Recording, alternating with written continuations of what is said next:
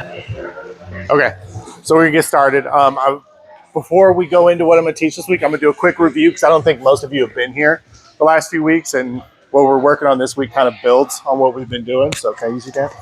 Um, 2 weeks ago, we went over wrist rides, and then last week we went over leg rides and leg splitting, and kind of like it's basically just going to be an alternative way to control your opponent.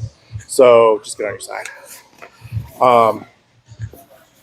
The first thing about last week that we went over was like riding the leg. So like the example for half guard is instead of just letting him hook my leg here and sitting back, which is fine, I can control him, but he can kind of move his hips, right? He's got game here. What I'm going to do is I'm going to pummel my outside leg on top of his knee, and I'm going to sit back on it. Now, when he tries to move his hips, it's going to be a lot harder. So I'll reinforce, I'll sit in. This is going to be like our basic half guard leg ride. The example from mount is instead of being up here where he's got a bunch of escapes, I'm going to kind of like a skydive mount, except I'm going to slide down. And I'm going to hook right above his knees. Now when he starts to move, shit's hard. Can't really move as well. It's going to be hard for him to do bridge and roll. It's going to be hard for him to do knee elbow, any of those basic mount escapes. So that's like the typical leg rides. Go belly down. Sorry, yeah. And then we went over splitting, which is like instead when I've got him belly down, I'm going to be opening his legs here.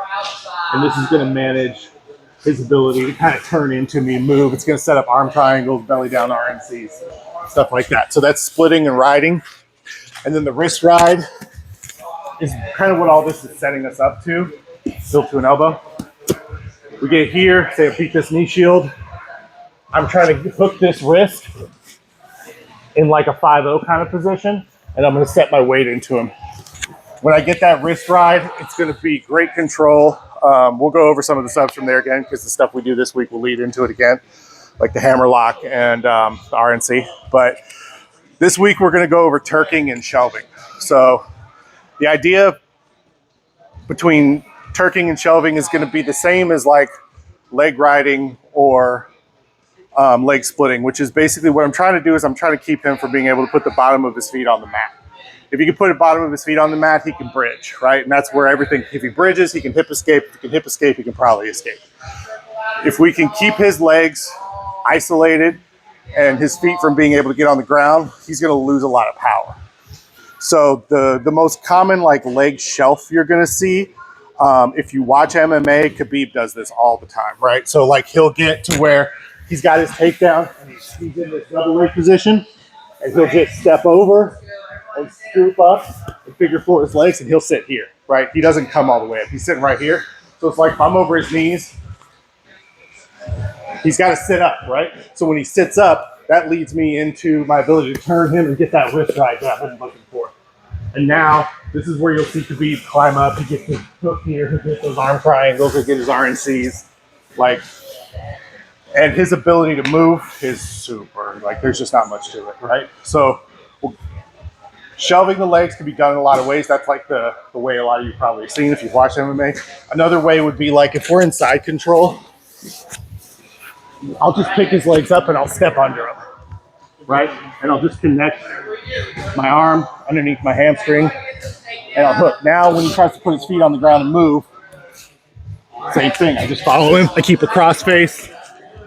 And now, escape, go. I don't use much energy here, right? So it just sucks, like, because you can't get any power, because you can't get that big bridge. That's where everything comes from. So we'll start with just that. Just feel those positions.